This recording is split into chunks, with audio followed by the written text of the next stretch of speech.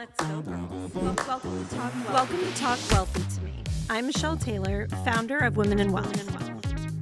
From breaking money myths to building wealth and achieving financial freedom, we're here to empower you to create your own path. Talk Wealthy. Now, join the conversation and let's change the way women think and feel about money. Okay, ready? Hi, everybody. Welcome back to Talk Wealthy to Me. Today, I am joined by such a delightful treat, and you guys are going to get so much from this. Katie, thank you so much for being on Talk Wealthy to Me. I'm so excited to be here. I'm excited to have you here because we're new friends, but now I'm a raving fan. I think that you are so incredible, and getting to spend time with you and asking even more to learn more, I'm really looking forward to. Well, the feeling's mutual. Oh, thank you. Okay, so to kick us off, tell everybody listening who you are, what you do, and all those good things. So I'm Katie, the CEO and founder of Love Social Media. I help women stand out on social. I have a 20-person agency. We've worked with billion-dollar brands, celebrities, but at the heart of it, I want to help the everyday female founder show up confidently online. Which you are now in a very crowded market, but I think hearing you speak and seeing some of your work, you really do stand out above the rest. And I think that that's honestly the difference maker for anybody, right? Is there's always going to be other people in the room, and really understanding where your opportunity to shine and then doubling down on that is the cheat code. And I think you've perfected it. So who do you specialize in working with if you had to build this person out from thin air? So early on, I had so much advice, as we all do when starting a business, and I felt so passionate about working with women. And I was getting this advice that would say, you're alienating 50%, you're going to lose money, this is not a good idea. And I followed my intuition, my women's intuition. So and good. I said, I get so much joy working with women. You and I have that in common. And so that's who I want to work with. This is who excites me, motivates me, gets me up in the morning. How can I get these women who are already doing amazing things to make sure that they're showcasing it to the world? And that's who I'm really passionate about working with. They can have a business, they can have a service, they could have sold their business and then want to start again. I mean, that's something I had to do, and I know a lot about reinvention. Yeah. Well, and you're right. There just comes a level of comfort when it's women working with women. And like you said, we love the guys, and it's nothing personal, but there's just things that when women are working together, we know about each other, and we have the same approach to certain things. And it just, I think, cuts down on time and maybe dollars spent. And I don't know about you guys, but women are always trying to find more time. So if you can do it by working with someone that gets it at a deeper level, then it's a win-win. And it's so much fun to be in rooms with women that are like-minded, that are doing great things that you can learn from, teach from, mentor, mentee, all of those things at the same time. So I think it's great that you decided to be for someone and not for everyone. And something about working with women and what we do, we really get deep with understanding how our clients talk, how they sound, even what emojis they use. I will also say that women have 90% of the purchasing power in the home. So sometimes we've worked with businesses who we worked with the number one firework retailer. That was not a natural fit for this pink goddess that stands in front of you.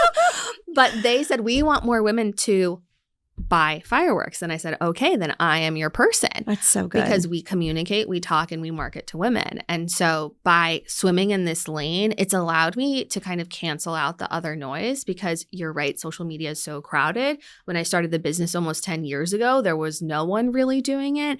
And now I just want to make sure that it's very clear who we work with, what we do, and what we can offer them, as is any business owner should be doing with their own plan too. Well, yeah. And I think we're in a day and time where if you're not on social media and marketing in that way as a business owner, you are left in the dust. So if you love or hate social media, guys, I don't think it's going anywhere. And I think you just have to find a way to to swim in that pool in a way that feels authentic and good and not get caught by all of the ever-changing things. And that's why what you do is so important because, man, they keep everybody guessing on what's trending, what's not, what do you need to do to attract an audience? We like this one day, we don't like this another day. And when you try and do it yourself, it's just impossible. And I say all the time to clients and to the audience, just because you can doesn't mean you should. So that's where leave it to the experts. And this has become a space where you need an expert. It's not Facebook when we had college email addresses anymore. Yes, things are changing every single day. New platforms, new ways to use the platform. And so when you think about your business and what you can outsource, think about the things that brings you the most stress, which oftentimes I get on calls with women. I can just see it in their face. They're like, this stresses me out. And so outsourcing to a team like ours does make sense, but there's still a way to have fun. Like you get so much enjoyment from shooting your videos. So how do we take the stress of the posting, the community management, the strategy behind it, and let you do your own thing? That's the benefit of outsourcing to a social team. Always find your people. Get your people at the table to make life easier in some capacity. So how did you pivot? And I know your story, but I'd love for you to share because you weren't always an entrepreneur. Tell us about that journey. So 8-year-old Katie didn't necessarily want to be an entrepreneur or build a life towards that. It happened to you like it does for so many of us. So 8-year-old Katie was very one track. I wanted to be on TV and I wanted to tell stories. And I went into a career as a broadcast journalist. I was an NBC News reporter for many years. And one day I woke up and I looked at myself and I said, I am unhappy. How do I change my life? I was at what seemed like the top of my game. I was reporting on the biggest political campaigns, natural disasters. I was flying all different types of places. And I just was not the version of me I wanted to be. I was stressed out. I worked for a boss who was incredibly sexist. I was making very little money. My first job, Michelle, I made a whopping $22,000 working 12 hours a day in the middle of nowhere in Missouri. And it was so bad that I didn't have enough money to get the clothes that they expected you to have on TV, the makeup that you were supposed to wear. All of those things almost seemed impossible. And when I asked my boss for more money, she looked at me and said, do you know how many pretty blondes I can replace you with? I can't even with this conversation. So what did you do? So what did I do? I stayed in that job for a little bit longer and then I moved on. And the last job I had was in Columbus, Ohio. I was covering the presidential election. I was also covering a topic that had become really, really hard to keep going with, which was missing children. Oh, yeah. And so it was something that every time it happened, my boss would put me in front of the case and in front of the parents, and I was not sleeping. I was anxious. It's this one of the saddest things that can ever happen. And what I learned, though, is those critical 48 hours when a child goes missing, and we wanted to get their picture out there as quick as possible, that social media at the time was playing a huge part of it. And instead of people waiting for the 5 and 6 o'clock news, we were able to post their picture on Facebook and Twitter and Instagram, and it was able to be seen by a lot more people. So I thought, how do I bottle up what's happening here, but doing it in a way that fills my cup, that doesn't, bring me to being a ball of nerves? And so I quit, and I had no money and no job prospects. I just knew I couldn't do it anymore and I couldn't look at myself in the mirror. And so I gave myself 1 year to try to make money. And after that 1 year, I was out earning my husband. But it took me betting on myself to get there. I just said it probably 300 times in the last episode I recorded with my niece and her friend.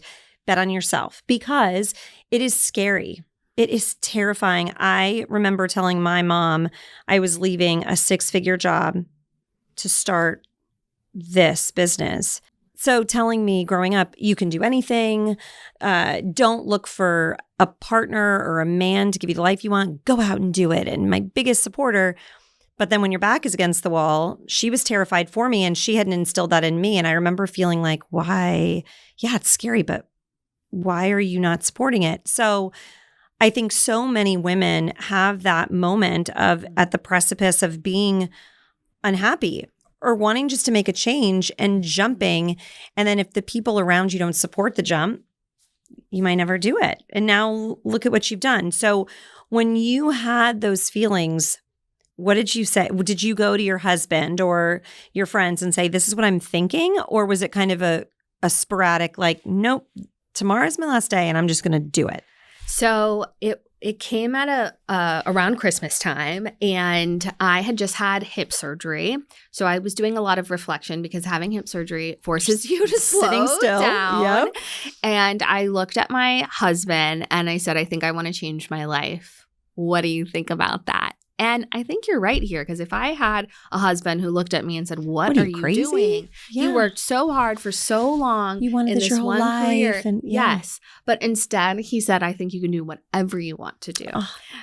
And, almost 10 years of marriage later, and he has become such a critical part of my story, because the first year when I was not making much money at all and I was taking side jobs, it wasn't glamorous at all. And I was working really hard, and I was working 14 and 16-hour days, and I was doing things for free, and I had no clients. So how do you get a client when you have no client? Mm-hmm. And I was really putting myself out there on social. At the time, I thought, okay, well, my one way to prove that I can do this is just to make myself a client. And so Katie Loves Social became her own client, and I started doing all the things that I tell women on a daily basis to do, and post consistently and track what was working and what was not working. And that allowed me to grow into the multi-million-dollar business it is today. So when you were doing that, were you thinking, okay, I'm going to be my own client?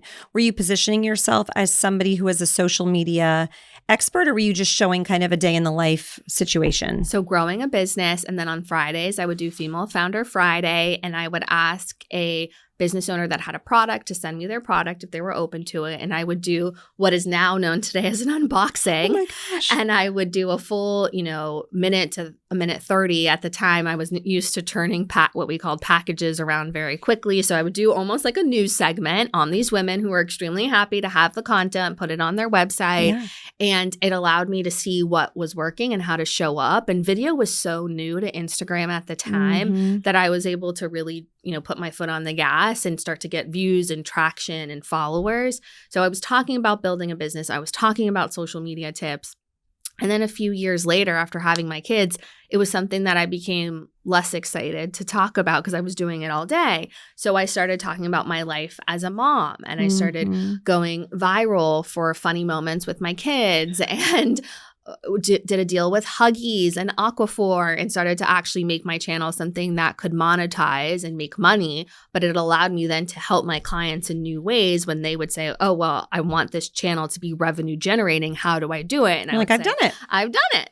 Exactly. Even though I had no intention of being a mommy influencer, but I needed to understand what it was like to run a deal, to make a deal and have content. So I did it. And now it's not really my passion, but I have the knowledge to do it for other people. And to guide people. Because I'd imagine for somebody that wants to do that, you think you have to have PR. And obviously PR helps. It's very helpful. But for the ones that are at home and doing this on their own, there's a way to do it. You just have to be comfortable and know what to do, what lever to pull. Yes. So what do you think, when was the moment for you that you saw the traction and you thought, okay, this is going to be something? This isn't like I gave myself the year, but I don't need the year. This is something, and I'm so excited about it. So it came in May 2020 when I was 9 months pregnant with my first daughter, and the world we thought was ending. It was shut down. And I thought, okay, that's actually it for my business, because no one's spending money right now. But instead, there was the opposite effect. And I started leaning into the fact that these brick and mortar businesses had no way to communicate with their clients except for social. And so in 2020, I doubled my business. I started to see real growth. I unfortunately, had a laptop while I was 3 centimeters dilated. Yep. I was doing all of the things. It wasn't easy, but my business really took a turn in that time when people understood the power of social, when everything was becoming remote. And then when we, as a family, decided to move from Pittsburgh to Miami, and my husband looked at me and said, well, what if I support the family by staying home with our daughter? We now have 2 kids. And this Pittsburgh boy who grew up in a very blue collar family, I never thought he would have said that to me, but it changed our entire life. It allowed me to build this multi-7-figure dollar business because he supports me and the kids, and just knowing that he's on the other side has allowed it to be like the sky's the limit. And we hear about this all the time. So often it's a common theme. And we were talking about this before the show started. We are in such an awesome time because I think for women, we hear, men and women, who you marry is the most important decision that you'll ever make. And you don't think about that when you're, dating in 20s or whatever.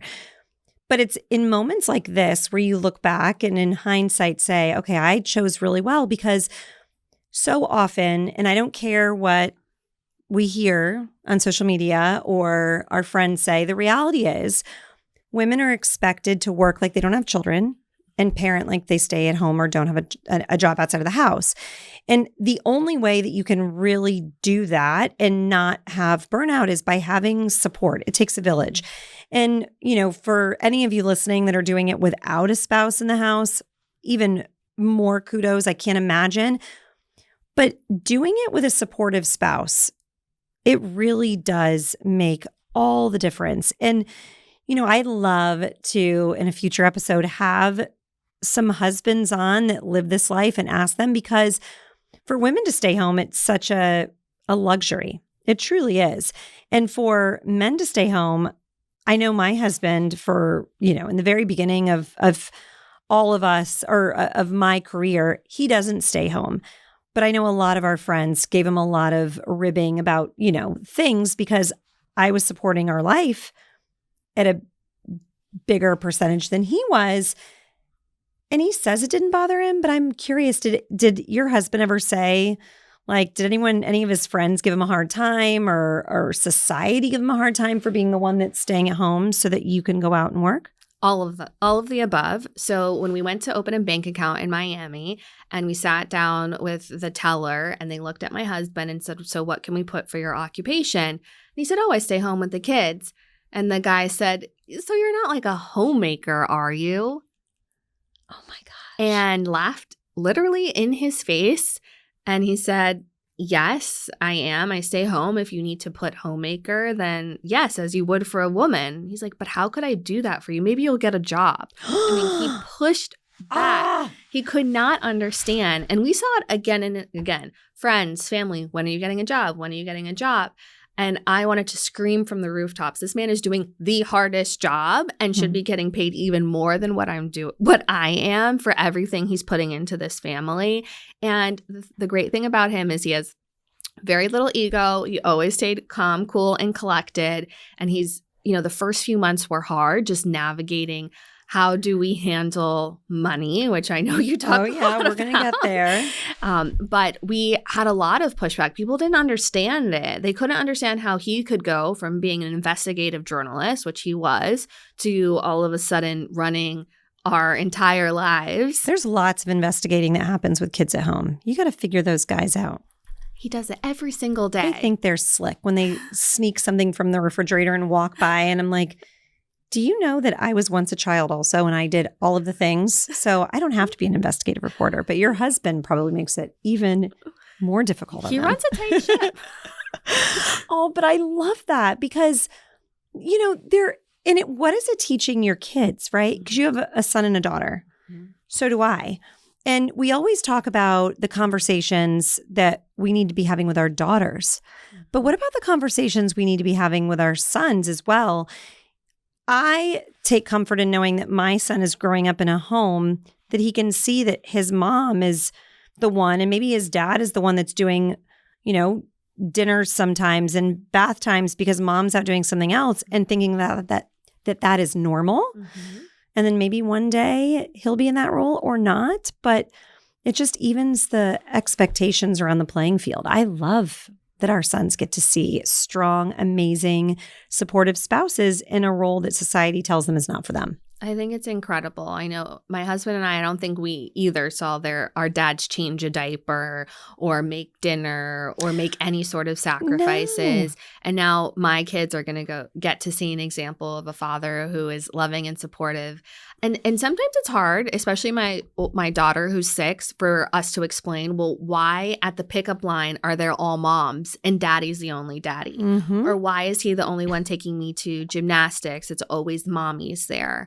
And so there is some level of explaining that our situation is different and mommy works and daddy works to help you every single day move through the world. And she does have a lot of questions about it. Even me coming here to do this podcast, mommy, why do you have to leave me? Mm-hmm. Why can't you stay home with me? So it's just, sometimes it's heartbreaking. Oh, yeah. The mom guilt. It's insane. It's insane. And the boys, I will say, I don't know if you've ever asked your husband this, but I've asked Jason, when you go on a trip, like you go fishing with Claudio or what, you're out and you're gone for the weekend, do you feel guilty not being with the kids? And he's like, not for 1 second, but we do. So that's the only thing, is if we could only just figure out a way to compartmentalize the mom guilt. Because we have been told all along that if you have kids, that you're the ones responsible for them. Mm-hmm. You do all of the things. Mommy does the doctor's appointments. Mommy takes you to school. And so we have to rewire our own brains on what makes sense. And so, Mm-hmm. yes, I had a lot of that in my head, and I still do when I try to make choices for myself,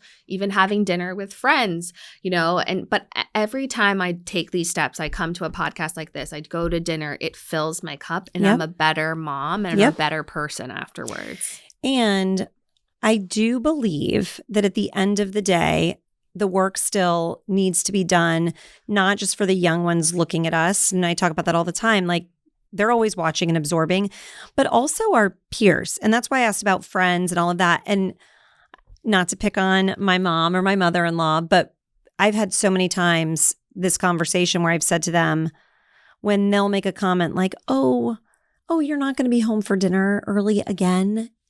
And I've had to finally say to them many times, would you say that if it was Jason? You wouldn't. And at first, my mom, and I'll pick on my mom, and she'll say, well, yes, I would. And then you can see the light bulb, and she's like, well, maybe not. So it's just a great conversation to have, especially because, anytime I have a guest on, I'd say more often than not, their situation is like ours. Mm-hmm. And I don't think that it works as well without a supportive spouse, woman or man. Somebody is out there doing all the big things. And especially if it's entrepreneurship, mm-hmm. It looks glamorous, but we never clock out. Yes. So you have to have the supportive spouse, whether it's the wife or the husband or whatever the dynamic is. There has to be one that kind of says, I've got this, so you can go do that. Mm-hmm. But you mentioned money. So how does that impact, or how did that work where, it shifts and it goes against everything that's like ingrained in us sometimes to be the ones? How do you guys navigate that? So one of the biggest ways I navigate money is by changing this sentence, which is my money, to our money. And so when I say the words, oh, well, that's my money, that would make Aaron feel defensive, or that he has to ask us questions. So sometimes we'll be in conversations with our friends and Aaron will say, oh, well, she makes all the money, so it's her world. Mm-hmm. And I tell him we need to reframe that, because I don't make this money without everything him. He does. So it is our money. You have helped me make the money. You're just as much a part of this entire ecosystem mm-hmm. as me. And so when he asked for things, this was more so at the beginning, he wanted to buy shoes, he wanted to book a class. He was there was this sudden conversation because there weren't two incomes coming into a bank account, and he became hyper aware of that. And I just said to him, honey, just if you think this is a reasonable purchase, I trust you, I love you, go ahead and make it. Because just like in our business, if we don't outsource or trust other people, we can't grow. I think of our life as a business too, and I trust him to make good financial decisions, and it is our money. And I love that, because you don't want to be in a relationship where you feel like you have to check in with each other. And again, playing devil's advocate, I had to check myself, because I would have friends tell me things that their husbands would say or that they feel like they have to hide a purchase. And it's so easy to say, well, you do everything at home. Why would you, But then I don't ask my husband when I go out and, it's no secret. I like to shop a little bit. I don't ask him. And then when I'd see him, like he loves the Amazon, you guys, and like sneakers and sunglasses. And I'd see them come in and I would feel myself in the beginning go, are you seriously buying another pair of sunglasses? And it wasn't because he had too many. It was also a little bit like, so we always just have to check in with ourselves because it's so easy to become what we are trying to like push against, I do know. And I had to have a reframe here for myself even during the day, because when I would get off work at 5 and Aaron would say to me, oh, I want to work out, I would think, well, what did you do all day? I know. And then if your friend said that to you, that their husband, you'd be like, what a jerk. What do you mean? You kept the kids alive or whatever. I know. And you don't think about it. And we're told as women, oh, well, you can do a million things while your kids nap. And it's never the case, right? You're doing dishes, you're doing bottles, you're doing laundry. And my husband does it all. He helps cook dinner. He does the grocery shopping. He even will make me a gynecologist appointment, okay? The man is a saint. That's amazing. I know. And I'm so lucky. Oh, it is. It's awesome. So have you guys thought, I know your kids are young. Is this something that he's like, I love doing this and supporting our family? Or is he kind of like, once the kids are in school, he wants to go back to working outside of the house? Have you guys talked about that? Yes, we talk about it all the time because he gets asked all the time when he's getting a job. Temperate, yeah. Yes. And he's asked me, is it the right time? Do you want me to get a job? And my response back to him is, how do you feel? Because you have a pulse of this entire household. And our son just turned 2 and he said, but there's still a lot that we need to do with him. And I said, well, what job, even if we put him in school 9 to 12, is going to allow you to leave at 12? Nothing. So his job doesn't end. Even my daughter getting out at 2:30, we would have to hire help. We would have to hire help to get her to go to gymnastics and all of these things. And so for us, there's no end date as long as he's happy and he has lost weight. His mental health is so much better. Like he has taken his life into his own hands in the same way that I have, and seeing him happy and thriving, he loves it. I was just going to say, and now you're thriving. It's amazing. Okay, so shifting gears a little bit from the obviously perfect husband you have at home. It's amazing. There's plenty of things that he does that annoy me, just to be clear. That's a whole other episode we could talk about all the time. The boys that disintegrate. Do you ever look at the clothes on the floor and say, did you just disintegrate? Like my husband does that, where it's like they're just on the floor. It's like you evaporated. So they're not perfect, but they're close.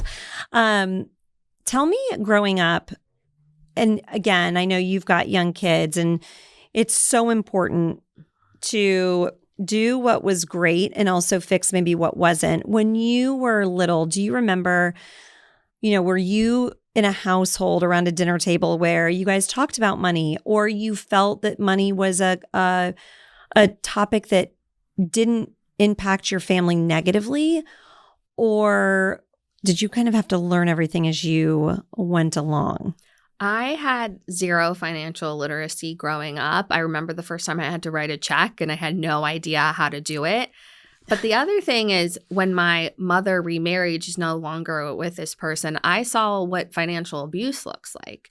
And so my mom, who had built this successful practice, it was like a med spa at the time, and suddenly married a man, and she was getting an allowance from him every week.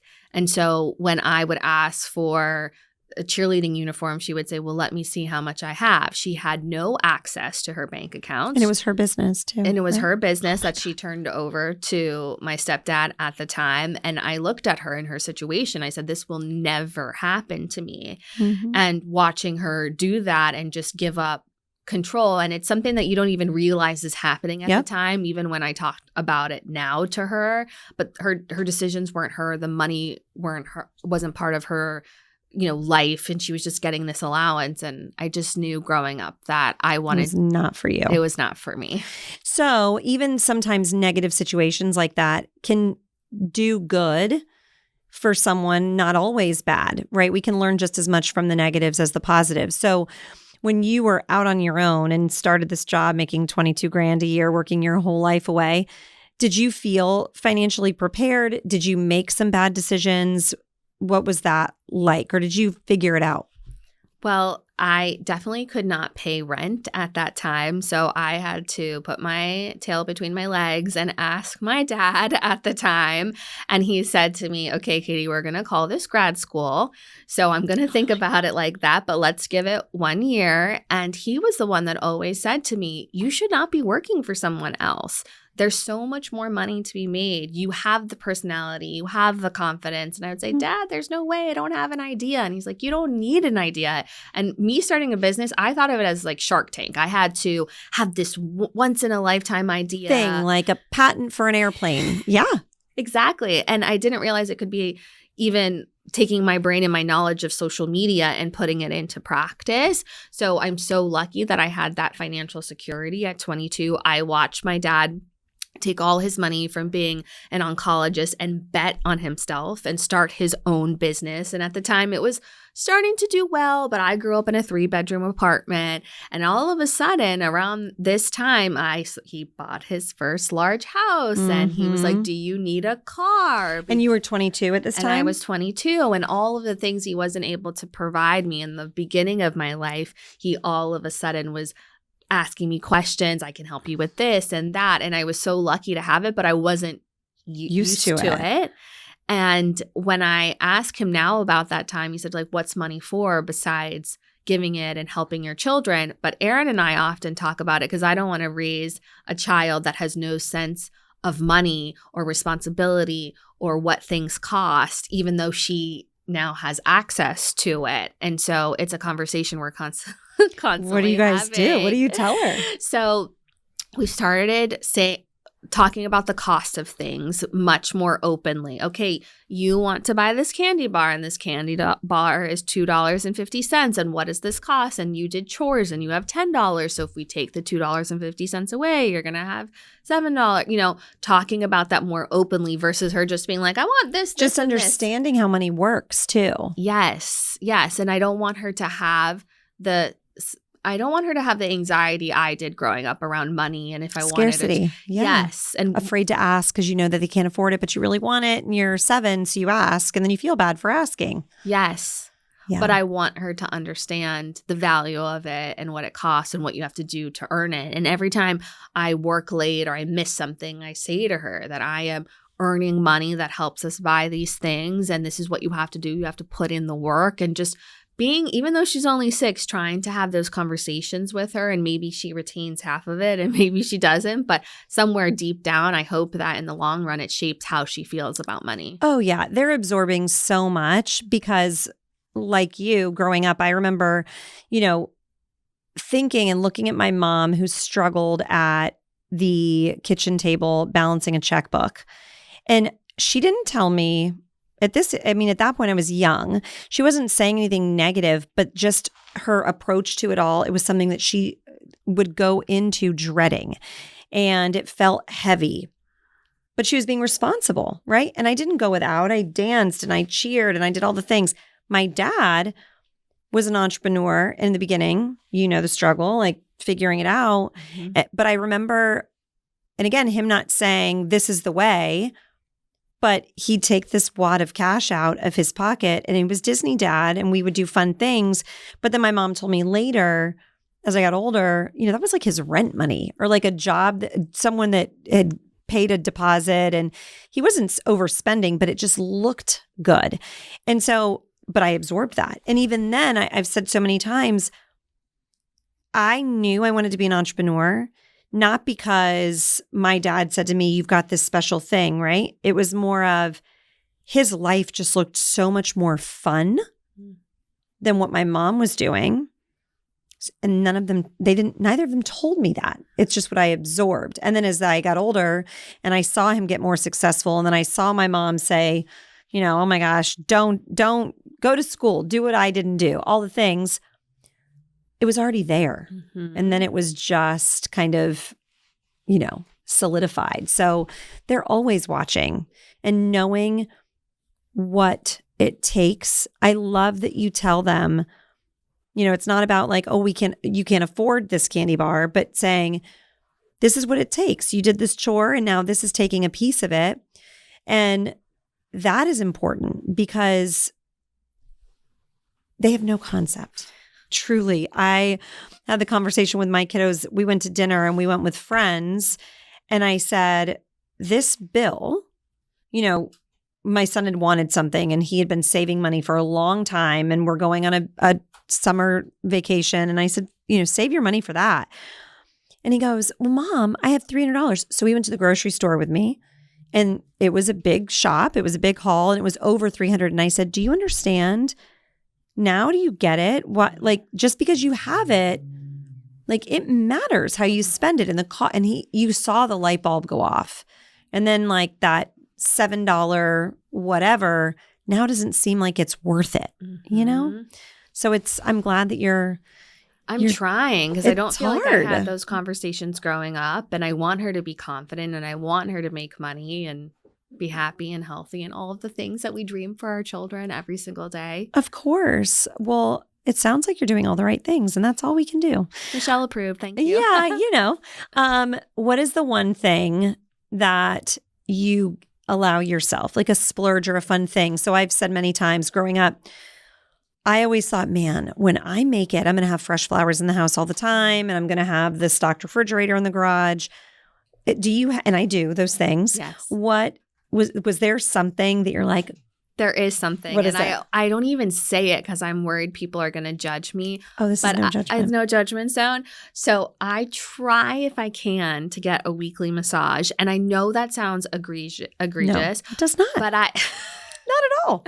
But it almost feels to me like therapy, like mindset therapy. My mind shuts off for 60 minutes. I am totally relaxed. It's 1 minute where I'm not thinking about how much money I make or how much money I lost. What's next on the list? What's next? I don't get my nails done. I don't do some of the other things that women love to do. But the massage for me is like my holy grail time for myself. And it's kind of a non-negotiable. And when I do it, I know that I'm going to feel so much better afterwards. Well, and I think it's important for you guys listening. How much is a monthly or how much does it cost each time? $100. Okay. So if you think about anybody listening that started a business where they're networking a lot, right, to grow, like we both had to do. Mm-hmm. I did a lot of meetings at Starbucks. I guarantee you in the beginning, I was probably spending $50 a week minimum at Starbucks. Mm-hmm. It's all relative, right? And if this one thing gives you peace and makes you a better version of yourself as a mom and a wife and a CEO, that's nothing. Even if it was more than that, and I talk about this all the time, what people chase and what they look at as success, it doesn't matter what anyone else thinks. Because if we get caught up in, obviously you know this better than anyone, you get caught up in everyone else's highlight reel. And if you're chasing something that doesn't matter to you, like I love a massage, but for me, getting a weekly massage would sound great, but maybe it's something else.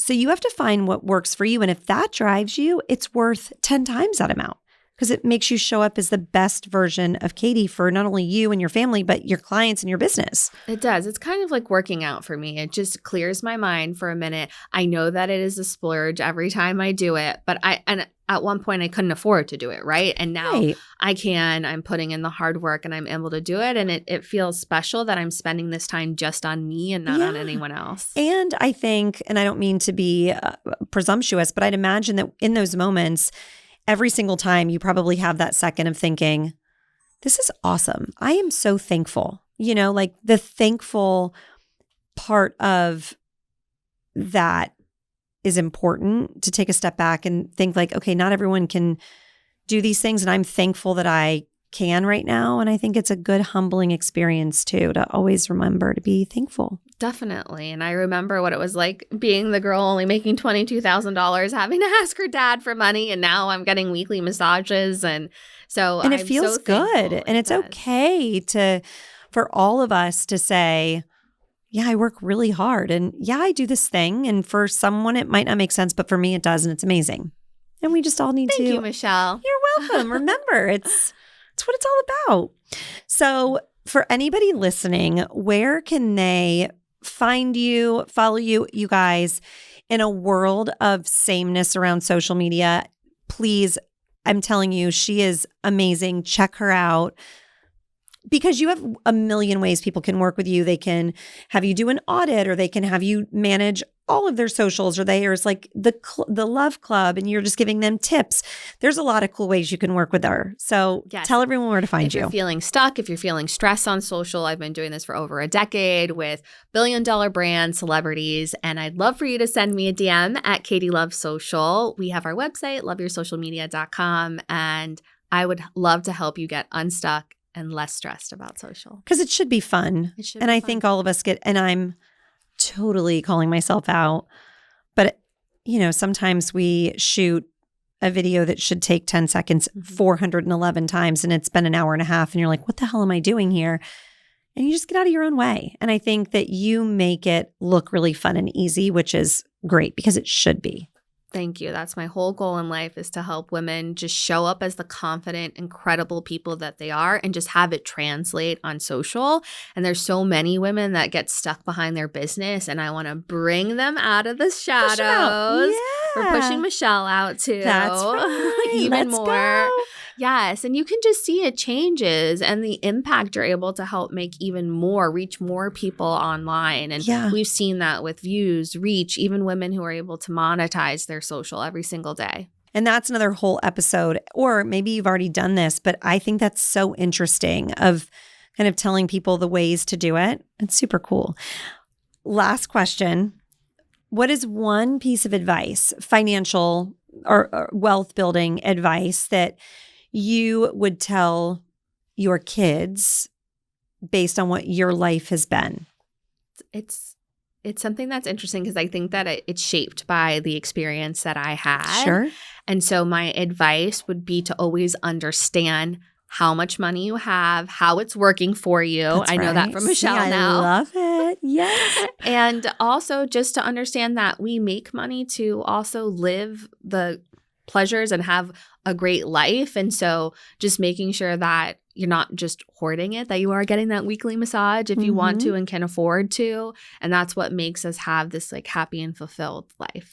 I love that, because so many people, I feel like, hear from talking heads in this space that are not even licensed, by the way, that will say, you shouldn't be doing anything fun if you've got debt, or you shouldn't be doing all these things. The reality is, if you hate the idea of money and it's not something you're looking at as a tool, and you're thinking, oh my gosh, this is such a heavy lift because I can't do anything because I have to pay off this card because so-and-so said it online, it's ridiculous. You don't stick to anything that isn't enjoyable. So like, make your money work for you. Do all the things at the same time, but ultimately make this life that we get one glorious go around doing fun, and celebrate the little things, even if it's just Starbucks on a Friday, or maybe it's daily massages. Maybe Katie's going to hire a masseuse that lives at your house. I don't know. Who knows? But the sky's the limit, right? Yes. Well, thank you so much. I just think that you're such an inspiration, and I am excited to get to watch everything that you're doing and live through it. You've opened my eyes so much. And for everyone listening, as always, thank you so much for spending a little bit of your time with me here at Talk Wealthy to Me. And let's continue to change the way women think and feel about money together.